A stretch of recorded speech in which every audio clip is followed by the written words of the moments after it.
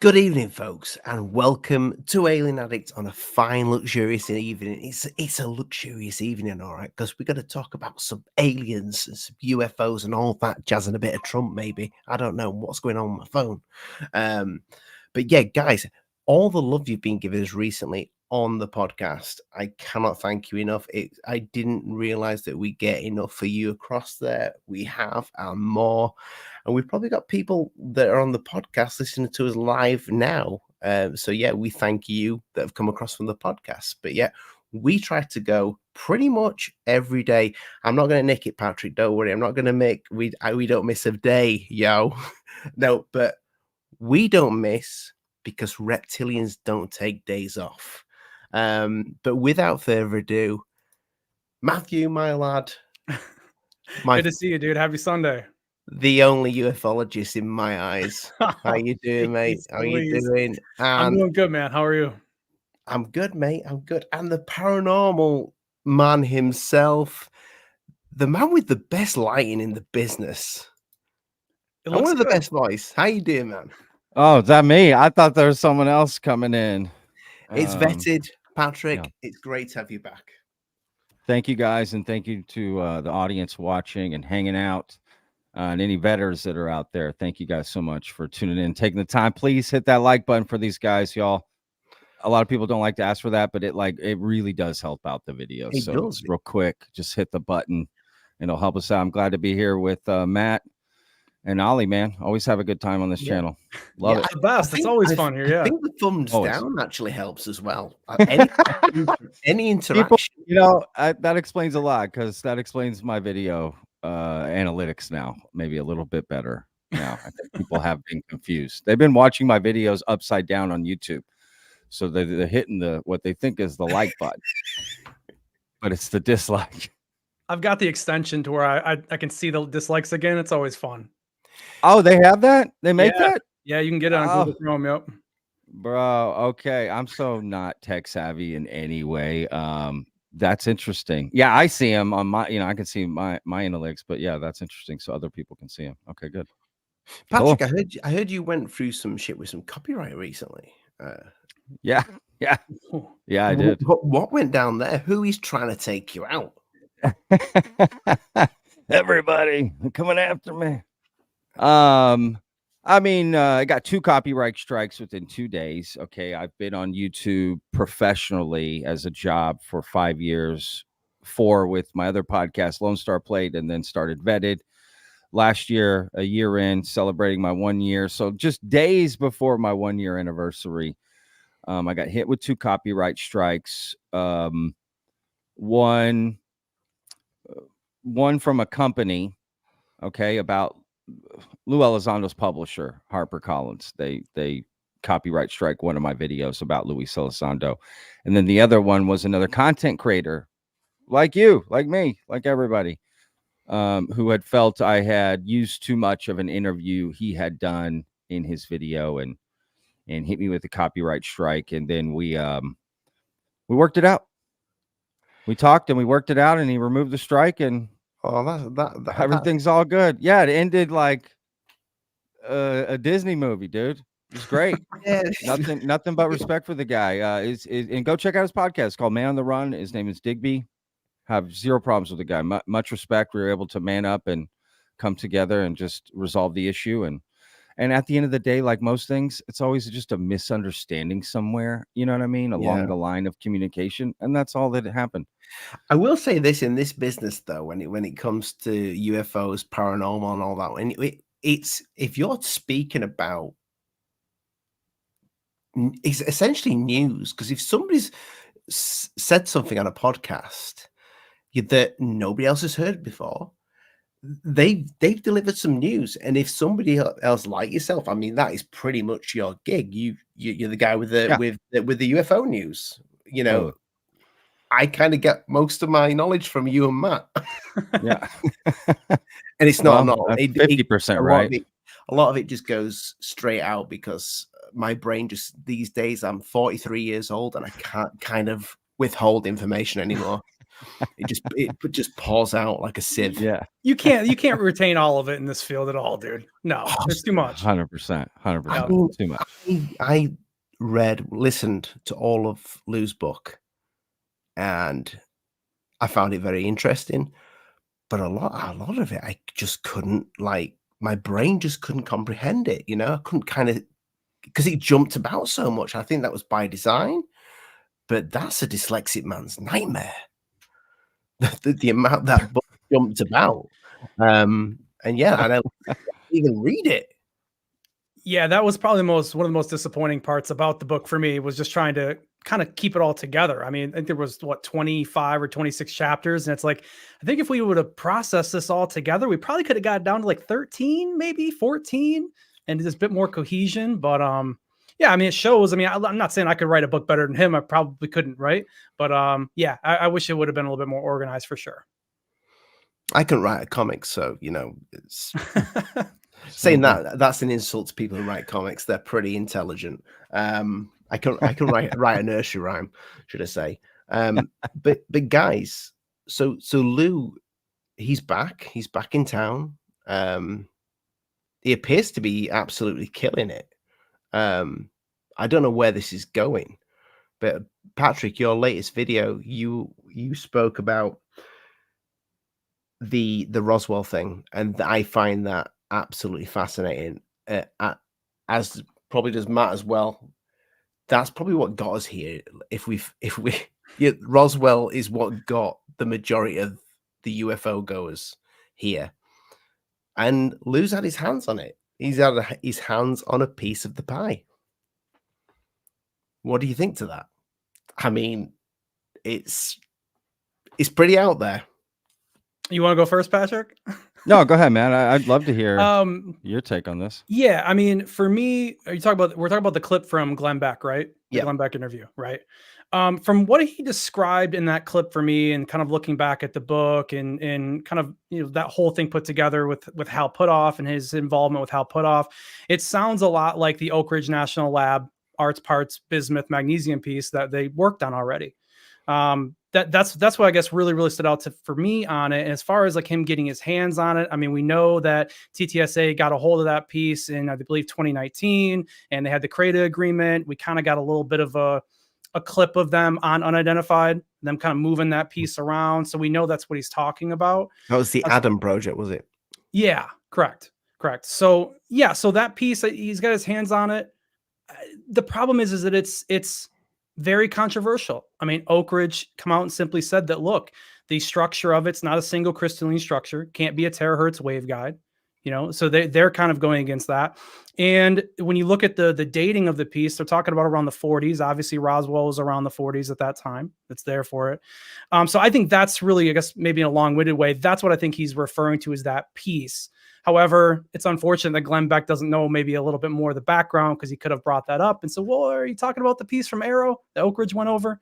But, you know, it's unfortunate, but you can go ahead, Patrick. Yeah, no, great point. Exactly. And that's why I kind of made the point in my video that I'm referring to it as a piece from Roswell, because that's what Glenn Beck is saying, and the way that the interview is and how it's connected. But there's no real way to know what other crashes were around that era. Kingman, Aztec, depending on where you are with it, right? Socorro. I don't know. Some people believe some events over others. But yeah, what you said is is my thought too. I think it's that piece, that same piece that's come from Art's Parts and been studied. And there's pictures of it. Tom DeLonge's tweeted it out, or put on Instagram. I've used it on a thumbnail. It's been passed around. And I believe the Art's Parts is multiple pieces. Yeah. It's gone to lots of different people. What are the guys from Falcon X? Am I saying that Falcon right? Space. Falcon Yeah. Space, Jeremy and all those guys. They Yep. got a piece too recently, not too long ago. And it comes from the same, I think it's the same, whatever. I saw Grant Cameron show me a piece on a podcast one time. Yeah. Yeah, I'm with you, Matt. It's just unfortunate that Glenn Beck couldn't follow up with,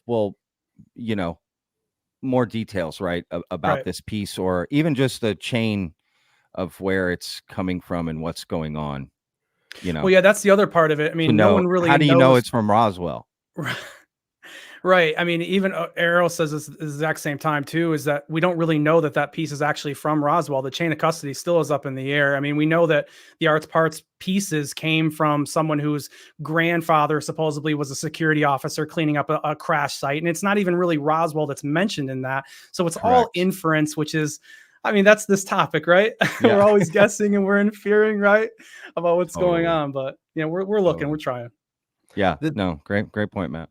Also, the thing is, I don't know if anybody's kind of like thought about this. That's just out there in the audience. I'm pretty sure you guys have asked yourself this question. If they've got these pieces like Falcon Space, for example, how the hell are the elites that have this in the first place letting this just get out there? Oh yeah, let's give them they can have a little bit piece of this alien spaceship, and we'll send a bit over here, a bit over there. What's going on with that? Why would, if it is an actual from an alien craft, every man and his dog have a piece of it? Because the people that have the pieces, I find it questionable. I think it would be. Why did they not stop them or intervene or something? Yes. Right? Why do they have the piece? I mean, I'll throw out a few different things. I mean, clearly there's no way to know, but it could be the piece isn't from that, so they don't care. They're like, oh, they got a rock, so let them study the rock. Could something if there was a crash and it was everywhere like it was described, could a piece been left behind? It got picked up. Was it this Art Part that, security guard, lieutenant colonel, somebody within this cleanup, or the aftermath in Fort Worth? I mean, where did all the pieces go and who was around it? That's a big list of people, right, for it to get out. But the government not wanting to do anything about it, well, it just depends. How much do they know about Roswell actually is, in what part of the government? Who's going to be the one, right? Because it's not like there's, you know what I mean? Like someone that's like the government. It's like a guy named the government. It's what office would be like, hey, what's going on over here with this piece, or defense agency, right? But look, they said that they, according to Lou, right, in that clip, he's saying that piece was tested by multiple laboratories, right? So, I mean, they could have had an opportunity to confiscate it then. But then I know the argument there. Well, if they confiscate it, Patrick, then that definitely says the truth that it was real, and why would they cover it? So we'll never know. I mean, I do think it's come from something that has been made, just for like when you see these interbinding metamaterials in there, and I think the argument that we didn't have them in the forts is probably right. We didn't have them that we know of. Could this be a decoy, though? Could this that they've got be the decoy? And this is what everybody in ufology is talking about, because none of these people actually have the real pieces. These people may have something that's been developed from whatever crashed there. If it was alien, or if it was from, I don't know, maybe something, because it gets thrown out there. Even Lazar threw it out there that one of these crafts came from an archaeological dig. Correct. We don't Yeah. know where they're coming from. Well, real quick, and I don't mean to interrupt, but again, like, how do we know it came from that time period and it was found during that time? That's the problem. When did these pieces start to really, and specifically the piece that Luis Elizondo is talking about, right? We don't know if it's some secret piece that hasn't been revealed. We don't know if it is this TTSA piece, but Yeah. I guess that is my bigger question: is how do we prove that it came from Roswell? Then we can take the argument of, well, it couldn't be made in that day and age. But what's he has mentioned is that it can be made now. So it's not really that big a difference in technology. Now I get it's expensive to make now, but that's not the point. If it can be made. So it could be made now. 60, 70 years of difference. That's the only difference that aliens have on us or something. I don't know. I'm just not buying this piece. And every material that was described from Roswell is nothing like that piece. Yeah. It's more like what Diana Pasulka has described going with Gary Nolan. With the frog. Matt, Matt, exactly. That's what I was going to bring. Matt, you may know more about that. Your knowledge on this is probably, I know it far outweighs mine. So yeah, what do you think? I mean, I don't know everything, man. I know a little bit, but I mean, I guess to be honest, if you don't mind, I kind of want to pivot off of that, what you were saying back before first, at least. You're mentioning, could it be another piece? I mean, if it is a different piece in Oak Ridge, the problem that I have with that is that I just don't see any ties to Lou Elizondo to the legacy program at all. I don't see how he has his hands on anything from the legacy program at all. I think Lou, at the most, if you want to give him this, he probably has a lot of modern research that he'd done throughout the Pentagon. Maybe he's got modern videos that he's seen. Obviously, we know those 3 videos came out based off of him. So I just don't know if it would be another piece, because where could we tie it to? OSAP, Right. Lukatsky, I mean, where did they get their hands on something like that? I mean, I know that they had talked about working with Lockheed and trying to get their hands on that, but then they were given the runaround for that. So I still have to just go with what's in front of me with this field. I just feel like he's referencing that piece, I guess. No, that's a good point. And also, when Luis Elizondo started, I think it's in the book or some interview somewhere, he has said, I wanted to focus on modern, right? So to back up what you're saying, Matt, that's what he said. He specifically came out. I'm not worried about the historical stuff. I'm focused from this year on, and what's going on. So that is interesting. And yeah, who gave him the piece? Was it Hal Puthoff? And probably came from Jacques Vallée. Jacques Vallée is known for having pieces and kind of moving them around. Linda Moulton Howe, didn't she sell that piece? Yeah, she had the boxes of them too. Yeah. So, I don't know, but you're right. Yeah, I agree. It's interesting for sure. That you've just mentioned there, Patrick, I totally forgot about that, but he did say that, and I think it was either in the book or it might have been on the latest Joe Rogan interview, where he said, I think he said it a few times in a few interviews, that he has purposely not looked into this subject to have a clear vision of what it actually is. As a guy of it that is intelligence, I don't buy that.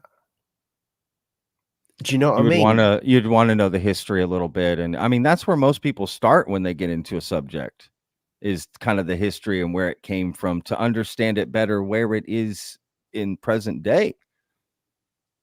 I mean, right? That's literally what you do with any subject, whatever. You'd probably look up Bob Lazar, right? You probably would. Yeah, absolutely. You'd look up Bob Lazar. You'd look up Roswell. You'd look up anything that was older and kind of see Blue Book. So it wasn't Joe Rogan. It wasn't Joe Rogan. It wasn't Joe Rogan. Okay, yeah. When Joe Rogan asked him about Bob Lazar, and he's like, "Oh, that's right." Yeah, he said, "I don't." But Colaris wasn't modern. I mean, Colaris is 70s. I mean, that's way back. I mean, there's a great point. Yeah, I mean, there's multiple points. Cash Landrum. I mean, that's not modern either. I mean, that's so. I don't know. He's all over the place, to be fair. Yeah, I mean, I would imagine when you read and go through his book, he's definitely a UFO guy. I know the clip you always see of him say, "I'm not a UFO guy, never have and never will be." Come on, man. You're a UFO guy for sure. Totally. Yeah, nothing wrong with that. We're all UFO guys. You know, it's like, just I'd rather have him be. I want you to know about the topic you're telling me about. That's a lot of the people, Grush kind of did the same thing too, where a lot of people like to come out and say, well, I don't really been in this stuff before. I don't really know. It's like, that's not a bad thing.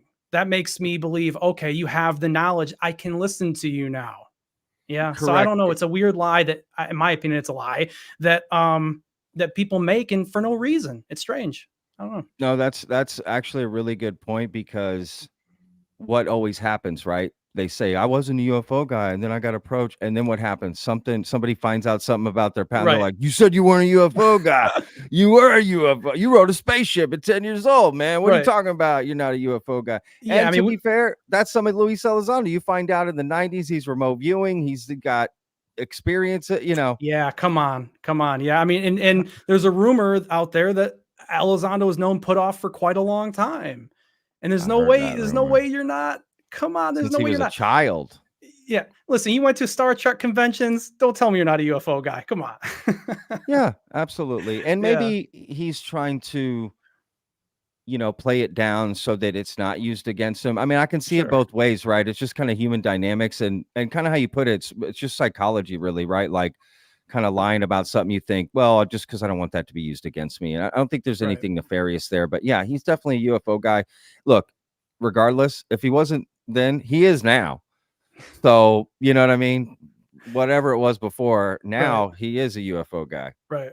The UFO guy at the moment. I mean, the biggest one. I mean, every day Yeah. it's just another new interview, another new clip. That's really all we can talk about right now is just Elizondo. Yeah. And he's got way more stuff coming out. Jesse Michaels posted a picture stating the best interview Luis Elizondo has ever done is coming soon. And he's teaming up with Yes Theory again, like he did with the David Grush interview from last year. So what about that should Tucker be Carlson? I want to see the Tucker interview. I feel like he gave him the acknowledgement at the end of the book, right? So I That's feel a like good that point. should be coming, I agree. It probably is. He is doing a lot of interviews. Yeah. So it probably is. Yeah. No, I agree.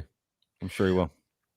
What do you think of the guy, Patrick? I mean, I know you probably have no like personal here or there, but when it comes to this community and this subject, do you think he's going to be good for it, or do you have?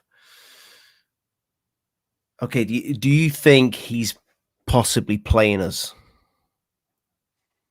I mean, that's always a possibility. Anybody, What do anybody, you to lean be honest with towards? you, right? That somebody could say that about me, too, right? Any one of us. What do I lean towards? I don't think there's enough there yet to really have a definitive answer, me personally, as far as that goes. No, I think he believes what he's saying. I think he believes a lot of the stuff that he's saying, and I think he cares about the disclosure of what he feels is the truth, right? And he's got multiple truths. He's got a personal truth because has certain capabilities. He's had witnessed orbs in his home with his family, right? Those are two different personal truths he has, right? Yeah. And then he's got the truth that blue ones. Yeah, stay away from the blue ones. And then he believes another truth, which is that the government is holding these craft and these things. And I believe he believes all those truths, especially if you include the personal truths. That makes it a lot easier to get to that third truth, right? About the government and withholding this information and crash craft and bodies and all of these things, right? So I think he believes it. And he definitely pushes the message out. So it gets out to people way outside the UFO community who wonder about it, who talk about it, right? And who start to take the topic seriously. So if you look at it from that aspect, that's a good thing in a lot of ways, right? It does help remove some stigma in that. But like, is he good for the community? I don't know. And I don't know if it's fair to put that on him or anyone in this community in that sense. At the end of the day, because personally, like you said, I don't have any personal one way about any of these people. I don't know them. It's impossible for me to make that conclusion. I would have to know them honestly on multiple occasions to have a real opinion of them in person. Right. But it's more evidence. aliens and UFOs. That at the end of the day, that's the truths I actually care about. The people that come along the journey until that happens, I'm here to listen to it all because it's all data, and then I can sparse it myself and make my own decisions. So at the end of the day, I prefer more data and more things to think about, you know. The reason why I ask about the trust aspect of this, I do think in the long run, and I mean, he's been around for quite some time now, but we've only just kind of got the book Yeah, and kind of an understanding a little bit about him and his background more on an open, honest forum. sure. But if essentially he's going to be one of the guys that could get us a disclosure of whatever that may be, Yeah, I do think there has to be a trust element there. There has to be a big trust element there if he's going to Sure. be one of the guys to do this. Because if we're going to get like a Grush 2.0 or whatever in the next couple of years, which I really hope we do, just for content, if anything. yeah, You mean you don't want to talk about Lou for another 2 years? yeah. talk No about kidding, this really? next I year. can't believe that. Come on. Yeah, I mean, again, Dude. I've seen people pull that guy apart, and like you, Patrick, I have no feelings either for or against. Do I trust the guy? No, but I don't trust anybody. That's Yeah, with that sort of knowledge, sure. and you'd be mad if you did. Yeah. No, I hear you. Exactly. And it's a personal journey, and it's kind of one of those things that's just default. It's like I'm in the mess. It's not that I don't trust him, but it's not that I'm like all in on every single word that comes out of his mouth. I believe I don't do that with anybody. I don't even my wife. Yep. So why would I do it to a stranger I've never met? Because he is a stranger. You see, what happens a lot of times, and it even happens to content creators, people that watch you every day or see you on interviews or maybe comment or this and that, they think they know you, They Yeah. do. right? They think they know who you actually are, and they will base right their opinion on what they think they know you. And I've ran into that. you Yeah. know, yeah, it happens a lot. Oh, And yeah. to be fair, we're probably all guilty of it in some way. It's Sure. subconscious in some ways, right? And again, coming back to the psychological part of it, right, that plays into a lot of this. But yeah, I mean, I'm with you at the end of the day. Trust in the people telling you this message. Of course, it's super important. And then the question becomes, well, how do you build that trust with people, right? What builds trust? Keeping your word, authenticity, being genuine, right? Even if you make a mistake, no problem. You're going to come back and own it up, and right, because we all make mistakes. As I've been told growing up, it's not the mistakes, it's what you do afterwards that counts, Absolutely. right? Right. Because, so, at the end of the day, it's some people are diehard, trust Lou Elizondo to the point that they go out online and completely try to bring people down, and they did it to me just for trying to ask questions. And in my video tomorrow, here's a little teaser. Yep, weird, awkward promo for Vetted. My video tomorrow talking about big homie CC. That's a big part of it. And Luis Elizondo and this crew that's out there is a part of this conversation that I will be having tomorrow. But yeah, it's kind of disgusting in a lot of ways, that part of it. But I don't know, right? The trust, how does it get built? And then you have people who just hate him outright for whatever reason, right? Just X reason. He said a story. He didn't provide any evidence. I hate the guy. Okay. You got people in the middle just waiting, just kind of neutral. That's where I'm at. I'm neutral. I'm waiting. He's talking. And as far as I cover it, and all of us, there's a bazillion people that come out with stories and all these things. And so I'm just listening to everybody. But you're right. He is the big fish, and he is the big thing, and what he says does matter. And, I don't know what, yeah. Well, How do y'all, I mean, what do you think, Matt, about like trust and all that? oh Go ahead. man, my opinion It's on Lou. spicy. Dude, it's a Oh, is it long spicy? way to Is it a go. long? Okay, right on. My bad. I didn't mean to No, no, open no, that up. no. I think I'm in a similar boat as you in the sense of, look, I think he believes in the topic. I think he believes in UFOs. I think he believes what he's saying. But I think that there's also a business side of this. And I think that there are advantages that you can take along that process. I mean, not to get too long-winded, of a lot of the way I feel is I think when Elizondo ended up leaving the Pentagon, I personally don't feel there's any way that he didn't know about TTSA and everything that went on with that. I mean, you were talking to Semivan, you were talking to Hal Course. Putoff. Yeah. Come on, you I guys agree. said I Tom agree. DeLonge, we spoke with him. So that's all another thing.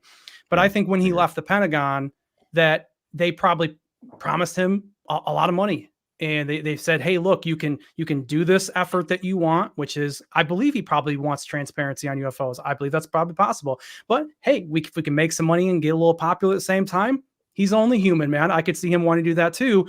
And then when you look at what happened at the end of it, where he ends up, getting essentially let go of TTSA, and then he's kind of left, in my opinion, holding the bag. He didn't really have anywhere to go at that time, and kind of all the promises had fallen through. And I think that's when you started to see him move into the UFO community, as far as through YouTube. And I think the idea of the book really started to stem from that area. And then that's obviously, we all know there's a lot of stuff on Twitter that's going on about him. I won't get into all that because that's in a whole nother episode.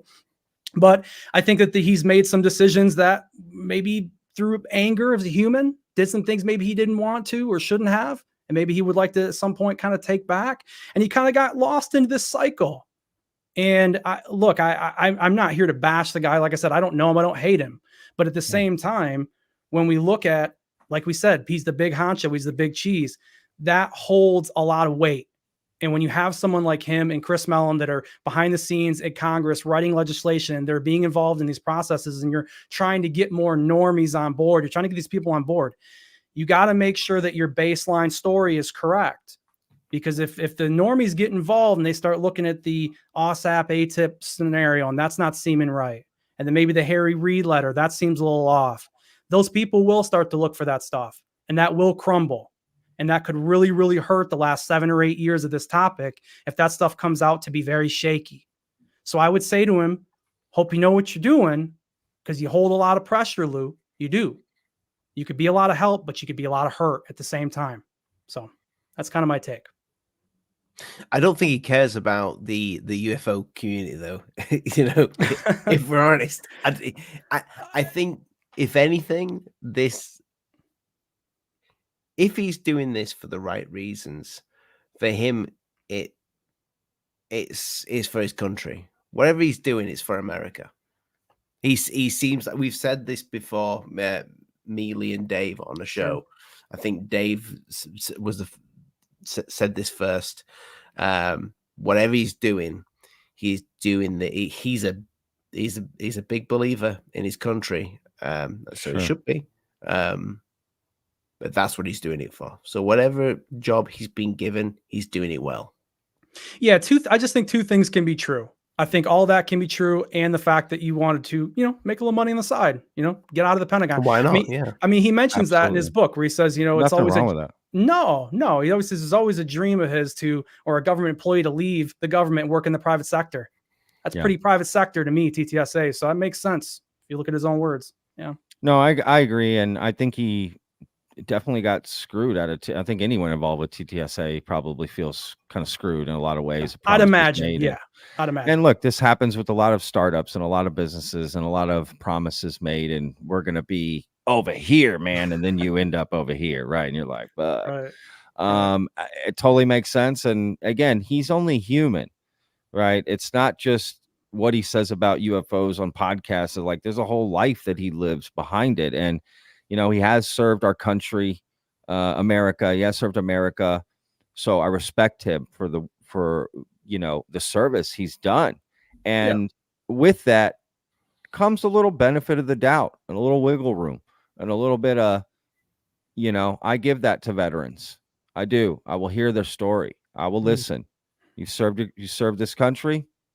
You definitely deserve to have a voice. Now, where, in a story, now where it goes past that is I think we're all on equal playing ground at that point. So yeah, I mean, it's a tough.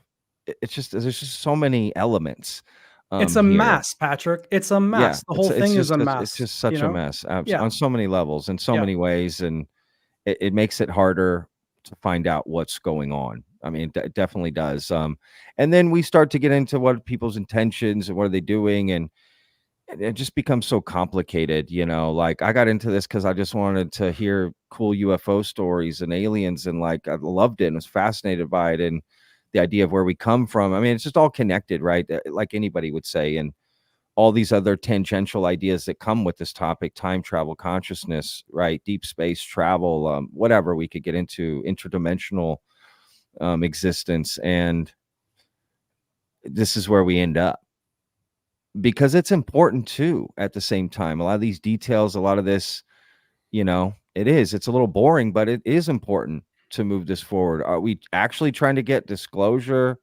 for this and get the truth, or do we just want to hear some cool stories? I get it. I get Yeah. it from every way. It's like I get both where people's and what they wants and needs, and I just want people to be able to have their own opinion and not get canceled or booed. Like, just that's what we all need to learn, to disagree, right? We got to learn how to disagree and get along, not convince each other of what this or that truth is, because that's for everyone to decide on their own. But we're getting caught up, and again, I'm not saying I'm not a part of any of this. We're all in some way, again, either consciously or subconsciously, and on a spectrum, a part of it. And yeah, it is crazy at the end of the day. I mean, I agree with you. I think the weirdest thing about this whole topic is that no one has the answer, but everyone wants to argue like they do. My no proof is better than your no proof. It's the weirdest argument ever. Yeah. And that's why I can have so many conversations with people that would tell me, oh, you're crazy, but I just don't take offense. It's my opinion versus yours. I mean, I could be wrong. Exactly. You could be wrong. I don't know. It's weird. I don't judge my friends on the opinion they have about UFOs and aliens. Yeah. I don't care. You think, I think it's all bullshit, right? I got friends that say that. None of my friends are into this topic like I am. Not at all. No, mine not aren't. even not Mine even either, close. Yeah.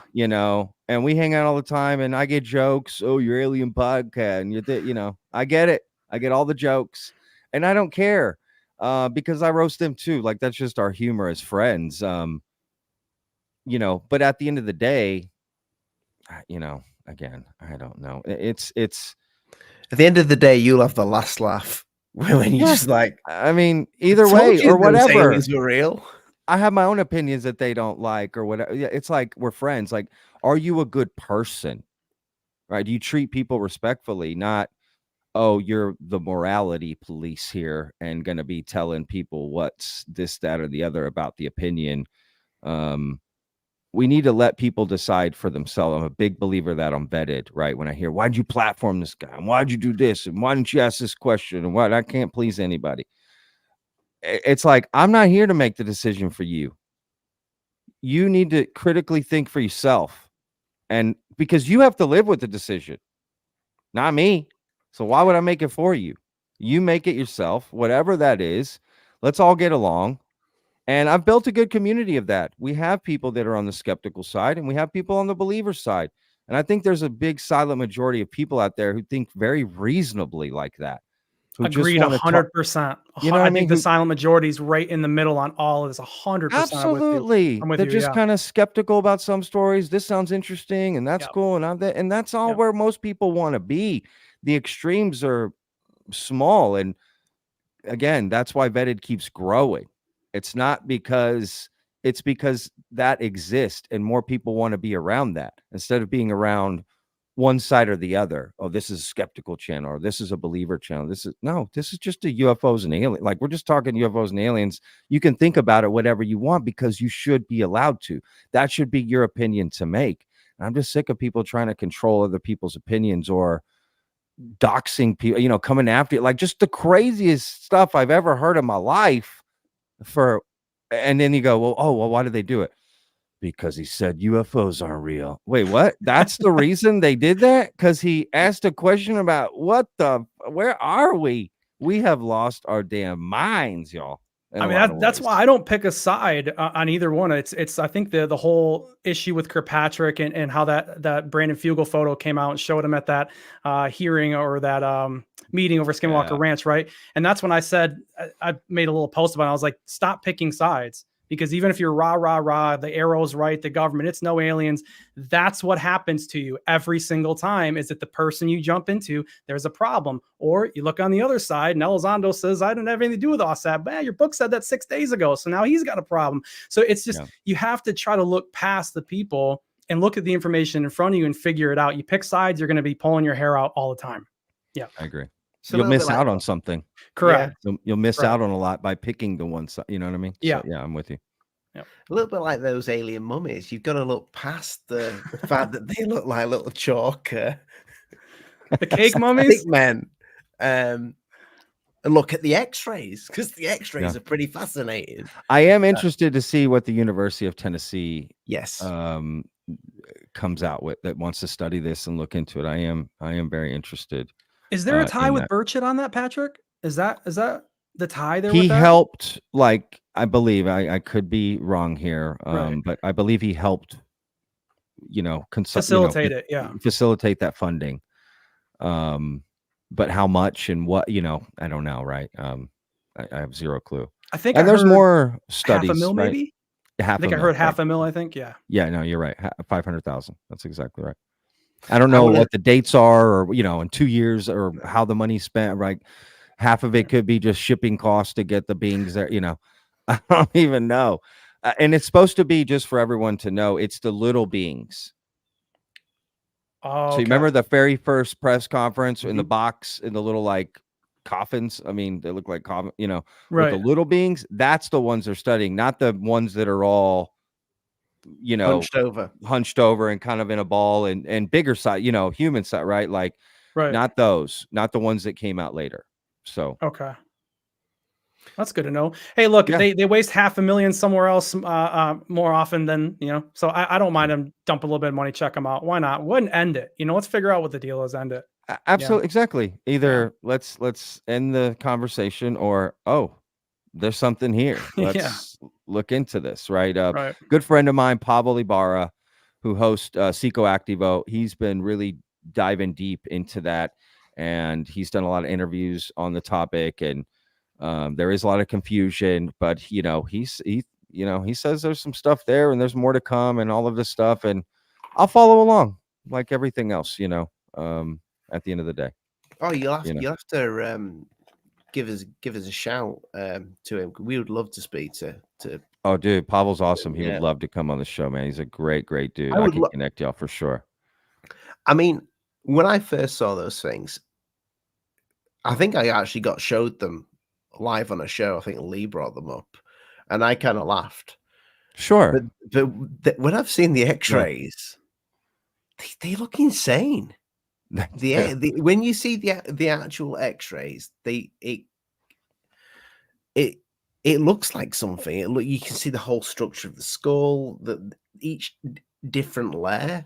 I mean, that's pretty wild. Now, some of them with the bones backwards, that was a bit weird, but there's loads of them. There's loads of these little skeletons. Hundreds. And there's a giant skull going to be coming out at some point, of a giant that's like 6 feet tall. The skull.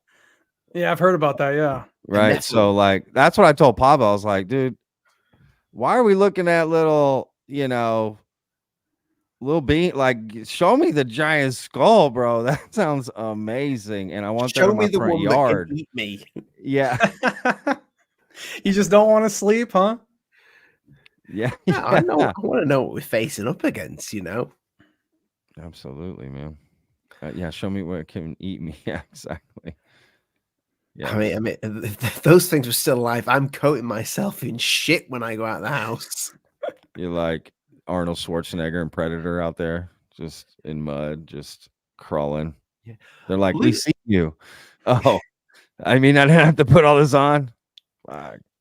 I mean, can you imagine though, if those things, once they've had all the the details put out there, and it turns out that they are some sort of creature, and it is proven that they are. And can you imagine Ryan Gray's face? Because he wanted nothing to do with those things. When they wanted to take a picture, you could take a picture of me, but just not in front of them. Not in front of them. Yeah. That's a good point. In the pre-interview with him and Jaime Maussan, he looked very uncomfortable sitting in that seat. And I was thinking, man, oh man. Yeah, without a doubt. We didn't have a clue, did he? I think there was loss in translation because the Matt or the clip Matt is referring to, you know, Jaime released it like, I told Ryan that we were gonna reveal these little beings. So I don't know why he's acting like it was a surprise. I told him about this, you know, but I agree. He looks uncomfortable. Tell you, he told him in Spanish.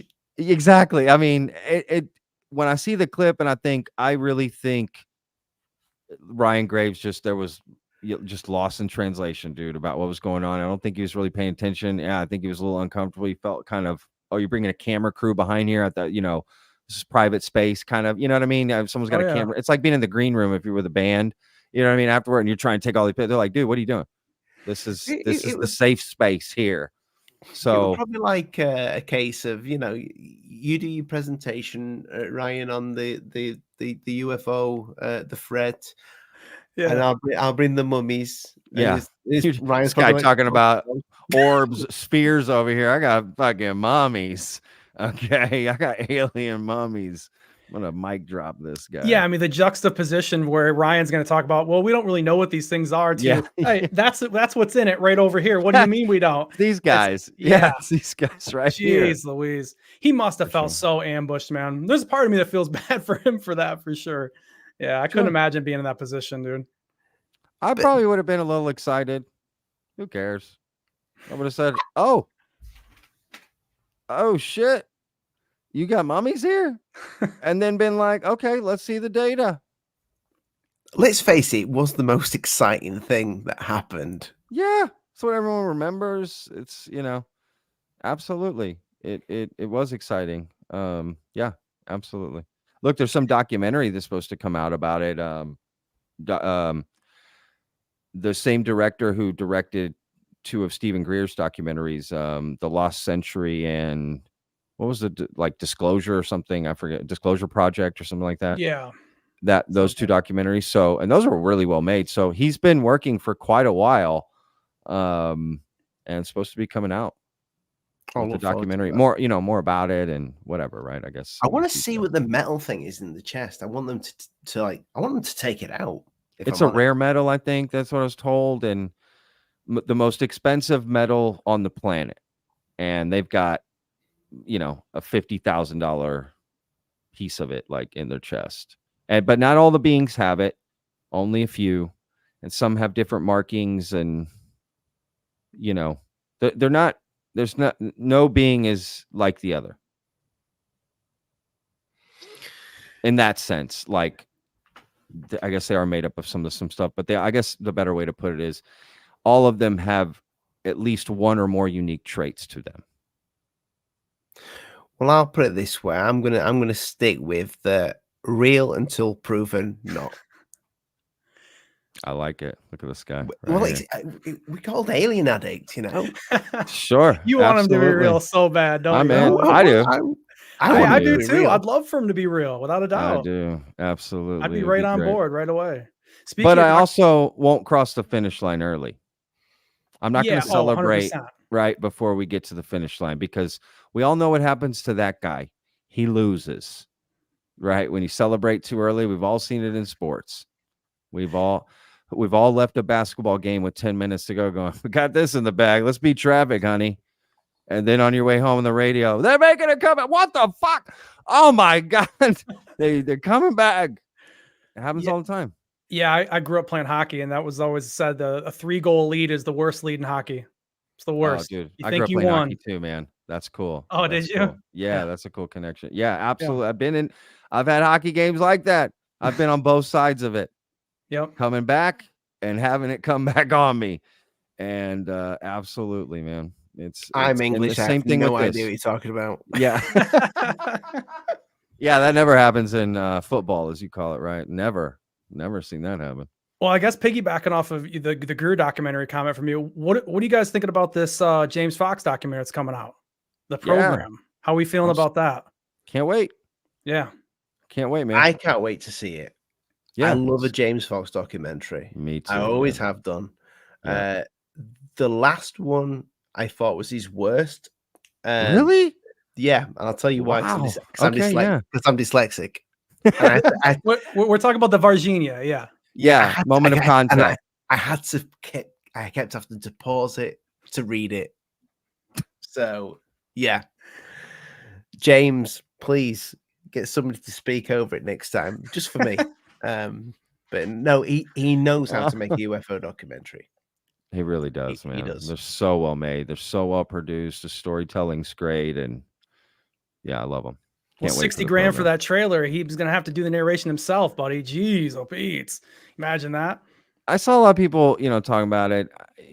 I'm not saying I'm well connected in the industry or anything, but I know a lot of people in the industry, and he got one of the best trailer companies in the world to make it. So that's why the price is so high. But you could cut it for $5, right? I mean, I could cut it for $5, but it wouldn't be as good, because here's the thing with a trailer. You think, just gonna put a trailer is just different parts of the film pieced together, right? 2 minutes, and put some music, bookend it with some titles, and give me the release date at the end, and that's it. No. You've got like 2.5, 3, or under that, right? 2 to 3 minutes, whatever they choose, and different styles of trailers, right? To make you want to see this thing that so much money has gone on, into, right? And it could be the make or break for whether or not you stay interested in the film or want to see more of it, depending on who's in it and what's it about and whatever, right? That's a big thing. It's a big deal. Trailers are huge. It's like thumbnails on YouTube. Yeah, for sure. Seems like just a little thing, but like, dude, you really got to put a lot more, effort into it to get something out of it. And it is expensive. Definitely. It's super expensive, dude. He needed an extra 200 grand there at the end to finalize this, because he was having problems with the distributors. So luckily some people stepped up, or however that was resolved.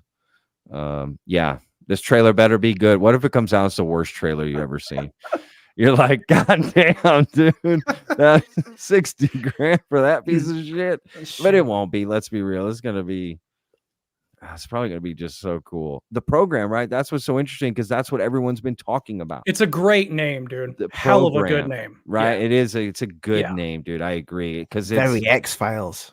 Focused on this aspect, which he's never focused on like this, right? He's done different styles of documentaries where, as he explained it in an interview I did with him before, first encounters. I'm going to do a documentary just about first encounters, and second encounter, and then third encounters with moment of contact, right? An actual being, they made contact, this happened, and it's just on one story. And now focusing on the people that have been trying to cover up the stories he's been covering, right? But also talking about some of these stories as well, these new people. And yeah, it's going to be great, man. We all know Jason Sands is going to be in it. I'm sure y'all know who Jason Sands is. I don't know. Jason Sands a couple of times. Just messaging back and forth, but nice guy. He seems like a nice guy. Yeah. Yeah. I've messaged with him too. I've been in spaces. I've asked him questions. I've made lots of videos on him. And in fact, the copyright thing with Digby and Man on the Run was about Jason Sands' interview, his first on-camera interview that he had done, and I'm really the one that screwed that up, I guess, because he put out an interview with him on camera, and of course I saw it, and my title was literally Jason Sands' first on-camera interview, because I knew it was a big deal. They didn't say that in the interview. Does that make sense? They didn't bring that up. But I knew that was a big deal, that he's the first time he showed his face in an interview. He's been on live streams and done a thing, but that's not the same. He's just sort of commenting, and he was a part of something. That was like a year ago.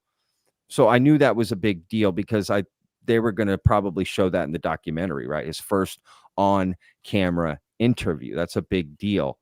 And apparently it was, and they needed the video to come down. So it kind of meshed together. The copyright strike was more of a personal thing about the interview, but then at the same time, the video did need to come down because Jason Sands didn't want that up. He needed that gone. James Fox's production company had reached out to Jason Sands and told him, you know, we need this down. But what's weird is I've emailed or I've messaged with James Fox and I've Twitter DM'd with him.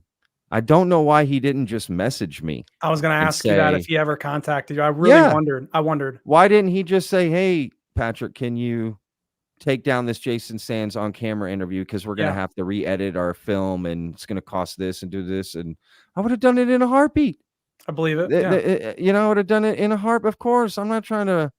I have vetted because of James Fox. He doesn't know that. But I interviewed him, loved it. Lone Star Plate, my other podcast wasn't working. We wanted to roll out something else. I was like, I want to do UFOs. I love this interview I did with James Fox, Moment of Contact. I'm in. So he's a big reason of why I have vetted and kind of what got us started. And I would have absolutely taken it down. So I just don't know why I didn't message, because he had other or Jason Sands or whoever, people were messaging me saying, hey man, hey, this Jason Sands, hey, can you take this video down? Hey, I need to talk to you about Jason Sands. Hey, this. I was thinking, just cut all that out and just message me. Now, Jason Sands had messaged me, but I just hadn't seen it. It was in my message requests, and I just didn't see it. I did like 2 hours later, you know what I mean? So I was able to respond, and we resolved. And I mean, at the end of the day, I think everything's fine. My video got like 20,000 views before I pulled it down. But it would have definitely gotten a lot more. Sure. Matt was on a live stream. Was it about 2 years ago now, Matt? When you were on GoofOn? Were you with Jason Sands before he came out? And on the GoofOn one? Yeah. Okay, that's the one I was referring to. Okay, cool. Yep, I've seen it. Yeah, that was always interesting because I think he came out as like Ted or something like that, as a different one. Yeah, so correct. His father's name or something, right? Something like that's what I heard. Yeah, I don't know. I've never really heard his reasoning of why he actually came on that panel to begin with. Because I know he talks a lot about just coming out the first time in that space and talking because of the leak of his name on the clapboard, right? The clapboard leak. But I don't know. He came out on that panel originally, but I guess since it's not really his name there, I guess you can play that a little bit, but I don't know. That wasn't really the first time we had ever seen him. And I remember when the picture started to circulate around from that supposed website that he had built or whatever at the time, for the lawyer website or something like that. Yeah. I seen that face. Now, Patrick, I know faces, man. If I see it, I'll see it forever. I don't know names as well. I can't remember them as well, but the faces, and when I seen that face, I said, I know where this guy's from. And that's when I had ended up emailing Rich, and I was like, hey, you remember this guy on this panel? And he was like, oh, you got to be kidding me. Now I have the confirmation that was him. And so that ended up leaking out and coming out, which was an interesting story. But that's where originally had seen him the first time. It's crazy how some of this stuff ends up playing down the road, right? Absolutely. Yeah. 100%. Who's been in on a panel now that's going to happen to later, right? Yeah, true. Do you think that might be a thing that they do though? Like if they're gonna make themselves a public figure within this, I nearly said industry then, this community, maybe scope it out a little bit. Maybe go on a few podcasts to start off with. Maybe would I do the same thing? Do you know what I mean? If I'm going to get myself in front of camera and I've never had that before, I might want to go on a few UFO shows. That's interesting. I'm just playing devil's advocate. Yeah. To just get like used to see what it's like. Is that what you mean? Kind of wet your feet a little bit? You get a scope for it. Maybe that's what they do. Sure. Could be. Absolutely. I don't even, did he already film his stuff with the program? Was that already known? I wonder that too. Yeah. Like, who knows, right? Probably, but I don't know. The only weird thing for me, because I didn't think it was weird that he went on a show before he did any of this. It was that he got David Grush's name wrong. Correct. Yeah, that was a big deal for me too. Yeah. Grush, is that what you mean? He says Grush. A lot of people say Grush. So does Lou Elizondo. He does kind of he? flip flops. Yeah, but I've heard him say Grush. I've heard him say Grush. He's still flip flopping lately on He that does. name. Yeah. He on the News Nation he said Grush, and I was like, anytime Right. anyone says Grush, it is kind of interesting. It's interesting. Could it be just whatever? It could be. I Just think people I get think you're probably names, right. I think you're you probably know? right. It's just a name thing. Maybe Could be. people just can't pronounce it. Sure. Oh, there's a lot of names I screw up with people. Dude, I apparently don't say Ross Coulthart right ever. I don't even know if I said it right now. I don't know. I just say I'm always- Coulthart. Yeah. They're like, Coulthart. I say it quick and kind of let it fall off so you don't know. You know, Ross Coulthart. You Ross back Coulthart. off the mic a little bit? Yeah, Ross Coulthart. That's the singer thing, right? Where you got to hit the high note, and you can't really hit it, so you back Yeah, away. and you're just yeah, exactly. Exactly. Dude. I know what you mean. Yeah. Yeah. Yeah. No, I mean, it is interesting though to hear that. You know, maybe for someone who doesn't know him or that, but when you're like, wait, you're supposed to like know him. So That's what it was for me. that's what Yeah. makes it weird is when Well, to someone work who's with like, him. yeah, you're supposed to Yeah. work with them. This is, you know, but have we Yeah. ever heard David say his full name? I believe I've heard him say Grush. Yeah. Right? On his congressional testimony, I think he states his name and says Grush, and yeah. But you know, whatever. Yeah. I'm looking forward to hearing from Hal Putoff in the program. That's who I really, really want to hear from. I want to hear more from Hal. Look at all the stuff he's saying in the book. Yeah. Roswell. Where's Hal, man? You know? He's just been sat Absolutely. in Tom DeLonge's basement for like years now. He's anywhere the money Absolutely. is. He's anywhere he can go. CIA, DOD, private sector. He's all over, man. Man, oh man, Yeah. I want to hear from him. Yeah. I agree. Just don't ask him about the Scientology. And you'll be Well, that good. was only a couple of years. He got out of that now, so You never get out. That's what they that's say. what you hear. That's what you hear. Well, actually, you do get out because Lee did an interview with an ex-Scientologist, which will be going up on the podcast. He did this quite some time ago, but it's not up on Alien Addict at the moment, but it will be in the upcoming weeks. But it's a really good one-on-one interview with Lee and this Scientologist, ex-Scientologist, should I say? And Do you how know he his got out. name? It's not Mike Render, is it? Is it Mike Render? I don't think he revealed his name. Oh, got it. He didn't reveal that's his even name. more. Yeah, he didn't mysterious reveal his than name, and Elisa. he didn't want to be on video. Yeah. At the end, his face comes forward out of the light, and it's Tom Cruise. We're Yeah, like, holy shit! he just jumped up Yeah, he just jumps up. Yeah, and just that's flipped good. out. yeah. Is Cruz still rolling Scientology? Is he? I don't follow him. He's Is he? balls deep. Okay. I mean, I guess I you know, I don't really follow it either. I just watch his movies. yeah, I love Tom Cruise. Not like, yeah, I Oh, mean he's a good looking guy, but you know I just I think Yeah. I think his Oh, I movies love are his great. movies, man. Oh, his movies are awesome, dude. Absolutely. Yeah. I just hope that Lee and Dave never spoil it and say that he's into fucking he's been to an island or something like that. But please, not Tom. Please. Yeah, that's funny. Keep Tom out of it. Yeah. Tom's a good guy. Yeah, you mentioned Coulthard there. And he's kind of just sprung up from nowhere. And he's massive now. Huge. I mean, I like the guy. I think he does great. I think His he does interviews great. are great. I think they're fantastic. Yeah, I love But his interviews. did you hear the bombshell that you dropped on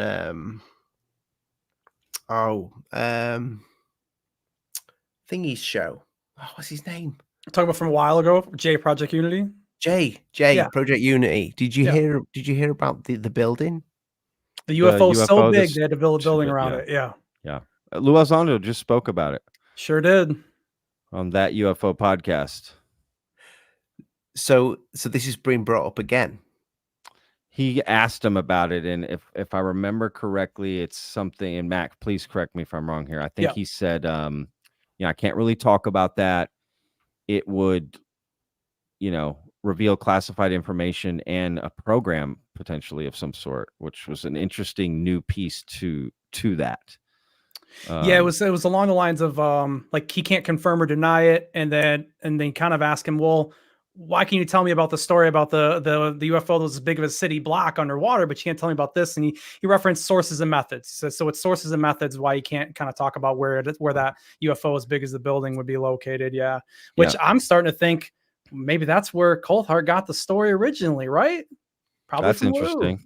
I think that's probably some backdoor conversation. That's what makes sense to me, because I think if Lou would have had nothing to do with that, I think he would even have had less to say than he did. Yeah, like what are you talking about? I don't even know what you're talking about. Yeah, correct. Yeah, which is what he should have said if you're trying to like not say anything. It almost seems like that answer is calculated to some extent, because you would just say, "What story? What is that again?" Oh, UFO so big. Never heard of it. Yep. Did Coulthard? I see. I can't say his name now. not that you couldn't say it. Spread like a virus, dog. I'm sorry. Just blame it on the dyslexia again. Yeah, that's what I would do. Did he say that he knew where it was, or did he say there's? He said he knew. He said he knew where it was, and he can't reveal it. And he said it's not America, if I remember correctly. Yeah. Right. Yep. But I've done a couple videos on it. I've definitely had people send me all kinds of pictures of where they think it is, and honestly, most of them are pretty compelling. Like the pictures people send me, and like, I think it's this place and this laboratory, and this spot, and for this reason, and XYZ. And I'm talking different pinpointed places all across the planet. So we've had a few sent in as well. Most of the buildings are round. Yeah. It looks like a UFO. Like I've heard people say the Vatican, right? The Vatican. What? How wild would that be? Holy man! That's the new Da Vinci Code that's going to come out. Tom Hanks uncovers the big UFO under the Vatican. Bro. They're going to steal that idea. Can we get a cut? Come on, man. End of the UFO code. Like there's like a huge earthquake, and it just all comes down, and the shit takes off. Yeah, bro. No, I think that's the end of Crystal Skull with Indiana Jones. I mean, it's not the Vatican, but the thing crumbles and the UFO takes off. Yeah, another fantastic film. Yeah. That's the worst Indiana Jones. Yeah. I didn't like how Coulthard said, if you're mad at me for not telling you where it is after I told you about it, you can go yourself or whatever. I was like, oh, come on, man. That's pretty rude, I mean, of course, people are going to be. Yeah. What do you want from me? I'm going to ask, man. Like, of course, people are going to ask. Of course, we're going to be intrigued by a UFO so big, they built a building around it. Right. And then what did he say specifically? It's a place of like stature or something like, he used this word to, you know what I'm talking about? Like, I know what you mean, but to describe the location that made it special to some, anyway. Yeah, it's interesting. Of course, I want to know where that damn UFO is. And so big they built a building around. I mean, you hear of UFO stories that are mile wide long UFOs, and you know what I mean? I mean, 2 mile long trucks on the moon. Yeah. Yeah, exactly. How many? I mean, what's the biggest building in the world? I think, I mean, Burj Khalifa, isn't it? Besides that's the tallest skyscraper, but if we're just talking like a building, a skyscraper, right? Like, is a Tesla gigafactory in Austin, Texas, I believe, or outside of Austin, very near to where I used to live in Austin. Supposedly, it's just like one of the biggest buildings ever built, and it's massive, right? So, like, how big are we talking? Like, building, right? And I don't know. I just find that interesting because other crashes, that's not right. We have crash retrieval programs, not crash construction programs where we build around the craft, right? So why this particular one they couldn't drag out? I get they're saying it's too big, but the craft that I've heard of before in other stories that were massive, they were able to take out. At least that's what I was told, right? And they take them out on these big 18-wheelers. That's what Danny Sheehan told me.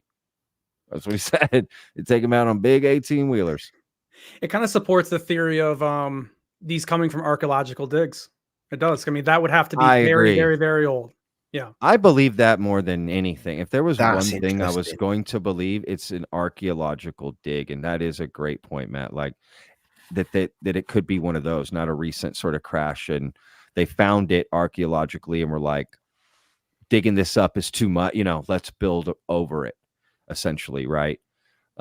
Which is also an interesting caveat. I think I would ask Ross this. I would say, look, I know you can't say where it is and you can't give any more details, but just answer me this.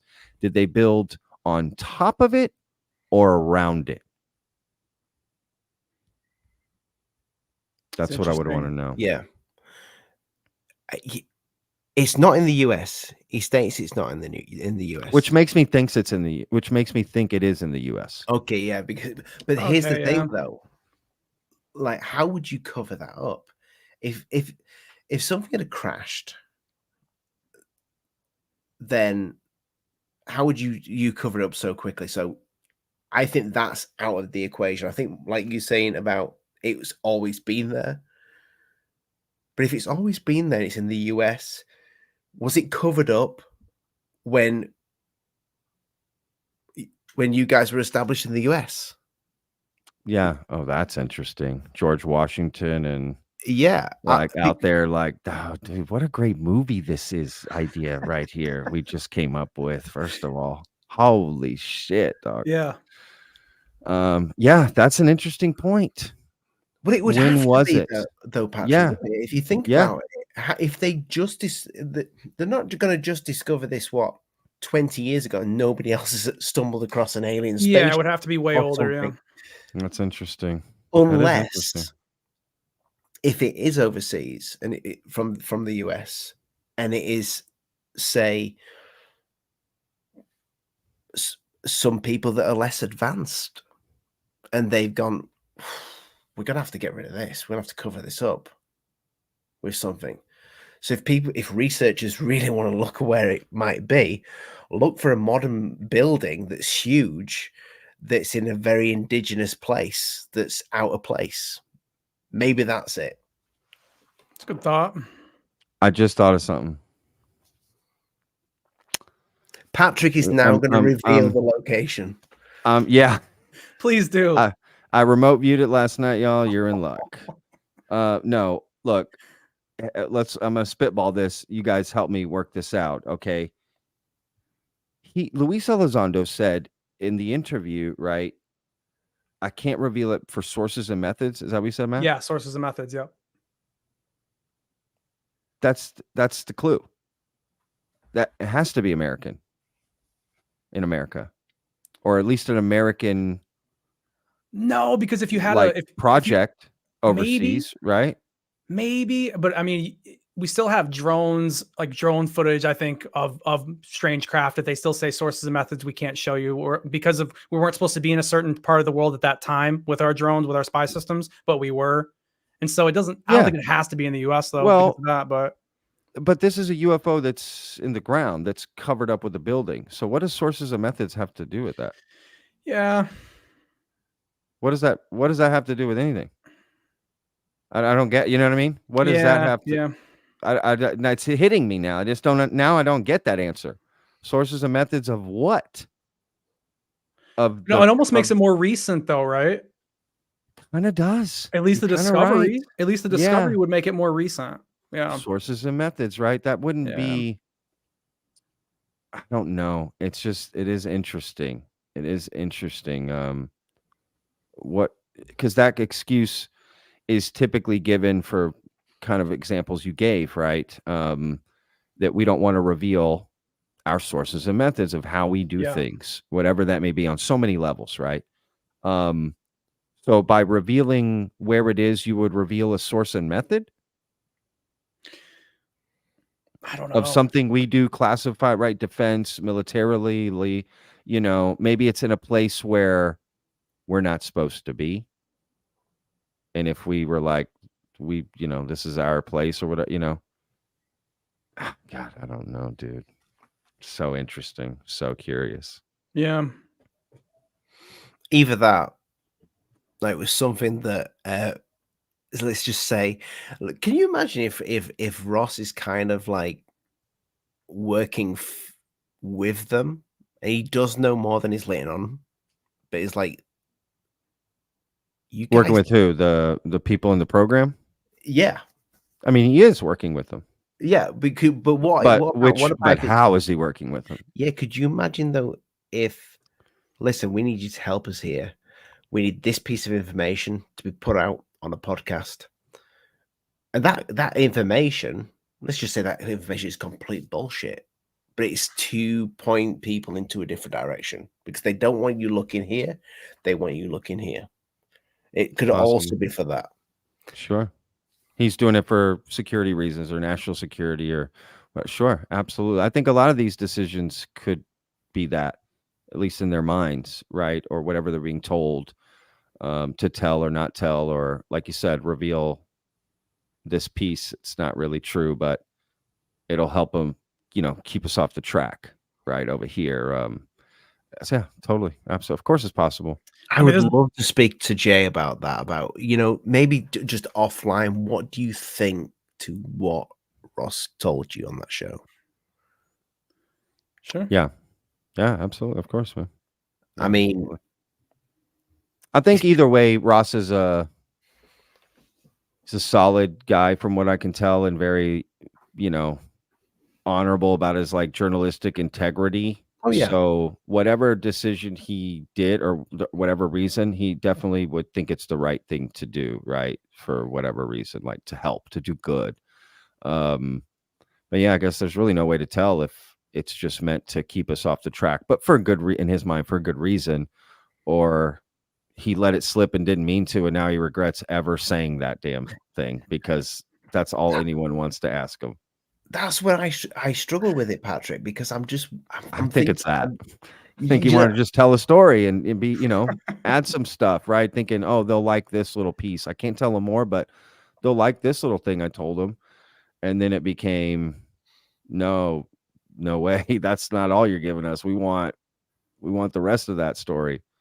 I mean, it could be that Ross just he heard some hit. I'm going to struggle with this word. Hearsay. Yeah, he heard, yeah, he heard some of that, and he's like, "This is juicy. Sure. Where can I try this? I'll give it to Jay." Look, I don't think Jay minded. Let's be honest. I don't think he minded on his channel. Absolutely not. And to be fair, I'm of the belief that I'd rather Ross tell me that and not then be mad like, well, he's not telling me the whole thing. I wish he hadn't told me. I'm not like that. I'm like, I'm glad he at least told me that. See, I'm the opposite. I'm okay with that. I would have rather have him not say anything at all, to be honest. Yeah, it sticks in your head. You can't let it go. And I get it. I totally get it. And I totally understand. I'm okay to like throw it behind. You know what I mean? I heard it, and then I can speculate and think about it, and it's kind of interesting. But I toss it away. Matt's pretty bitter about the whole put a building so big to cover it up, because he's put like about, is it something like ridiculous, like 300 hours into Google Earth looking for it now, Matt? No, definitely not. 17 countries later traveled. Yeah, that's funny. You know what it is for me though, Patrick, is I grew up listening to Coast AM with my dad. I've looked into this stuff forever.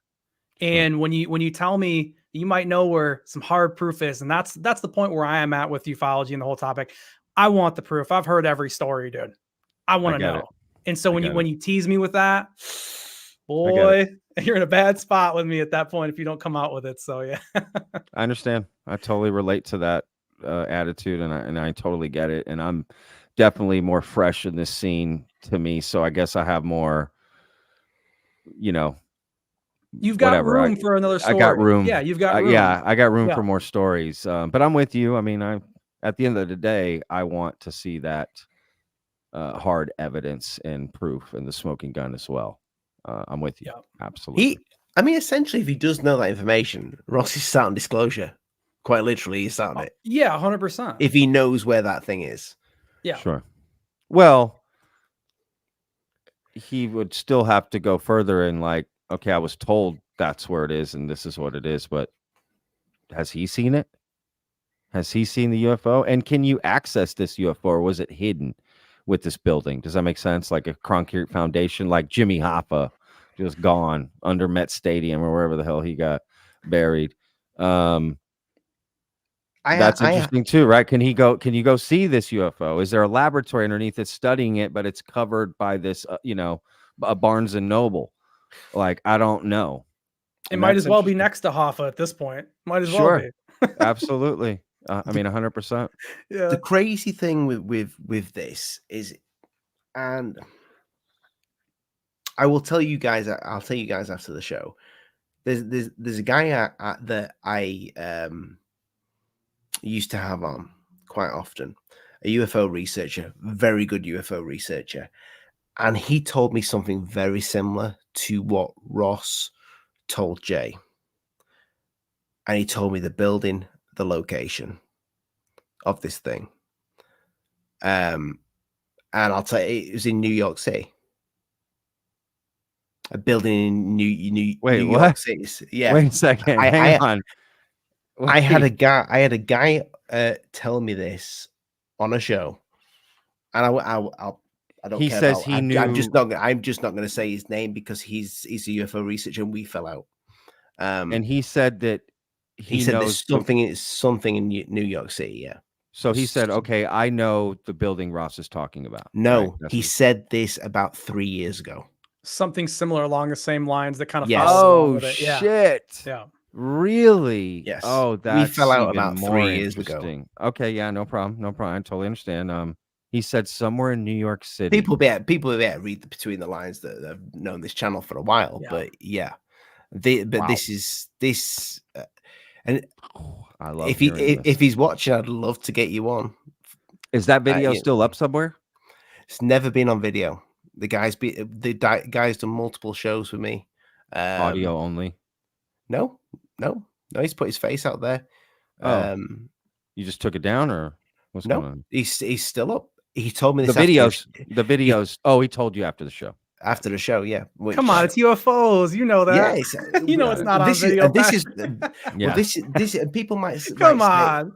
people might say there, well, Ollie, why you telling this now? That's a bit fucking rude. I'm not gonna have people sign disclosure. If it's in New York City, people in New York want to know they've got a UFO underneath them. You know, That's fascinating. Where But in New York? I'm trying to think. I've been to New York a bunch. I think it was a reach, if I'm honest, but I just found it interesting. And do you that's remember what the it- exact words he used, or more I or can't less? even remember the building. That's why I'd like the guy to get in touch Well, with me. I just mean, like, he said basically, I know of a UFO so big they had to build around it, or what kind I of. can't remember, Patrick, if he said UFO or something hiding underneath a building. Got it. I don't know if he Got it. said UFO, if I'm honest. No, that's fine. I'm more interested in, did he? So he's referring, but to a building. It was something big underneath a building, yeah, in New York City. Dude, that's crazy, dude. But this was about 3 years ago, which I found it so wild when I heard Ross say that, because it reminded me of that. Dude, that's kind of crazy. And if you're watching, get in touch, mate. It's about time we fixed that, even though I've kind of like just dropped your thing in, but I don't care. That's crazy. No, that's cool. That's cool. Wow, I'm gonna be thinking about that. I love that. I don't think there's anything to it. Otherwise, it would have. He would have done something with it right now. He's a researcher, but I see what you mean. I find it interesting that other people are saying this about buildings hiding things underneath them, and maybe that's maybe.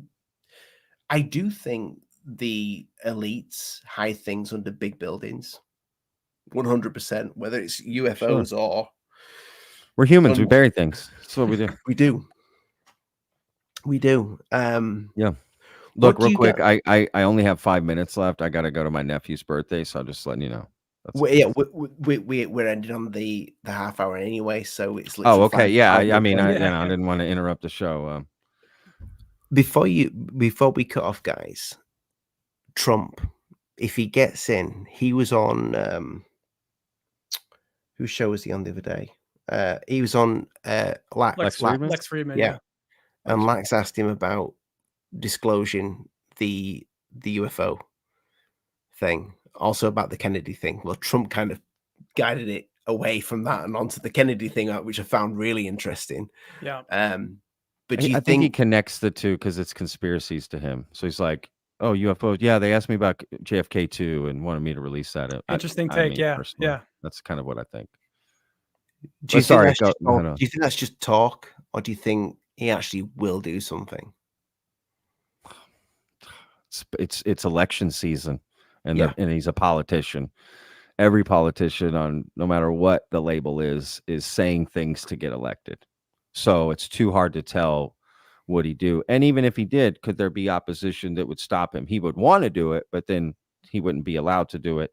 He kind of alludes to that a little bit in his comment. Like, I think before, he's like, I tried to release some more JFK stuff, but I was approached by people begging me not to do that. Right. So what do you think is going to happen with the UFO stuff? Right.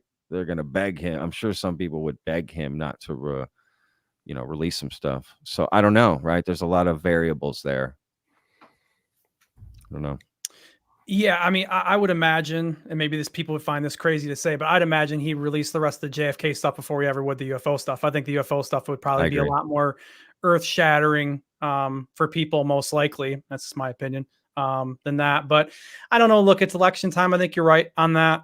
He's already mentioned in the past that he's heard a lot of reports from our pilots and he trusts our pilots, but is he a believer? No, not really. Yeah. So it just depends. It sounds like election speak to me at the end of the day. I hope he does.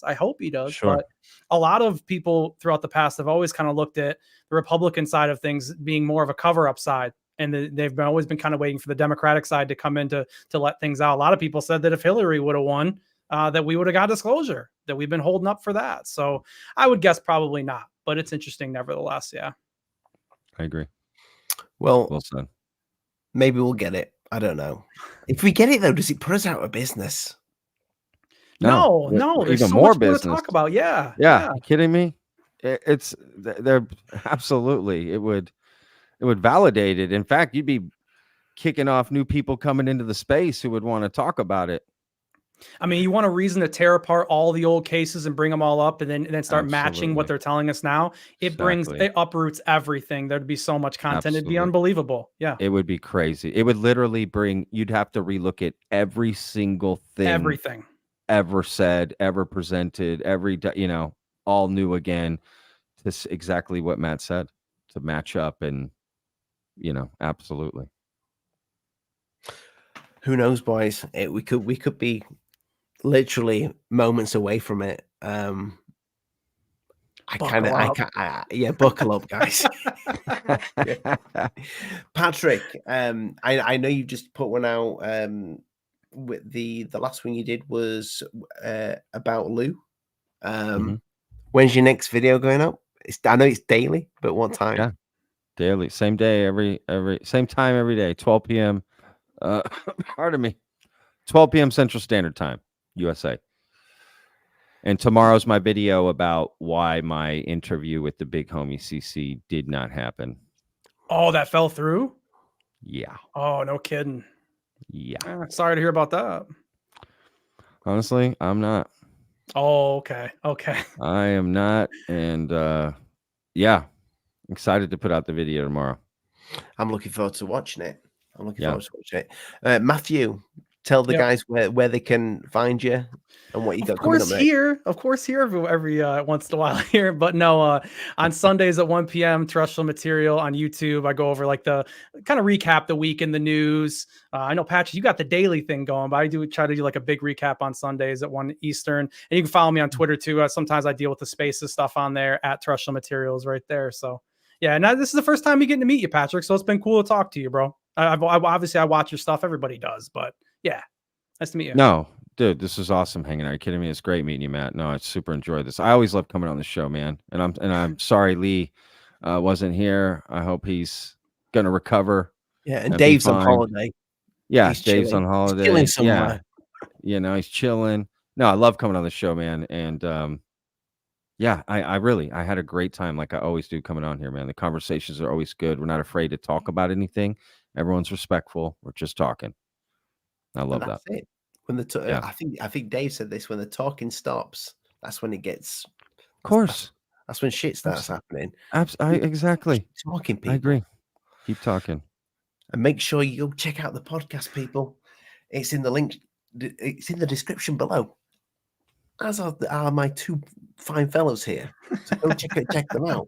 Get yourself a t-shirt, all that jazz. It's all down there. Good night. God bless, people. Mind the bugs don't bite. This is Alien Addict. Bye-bye.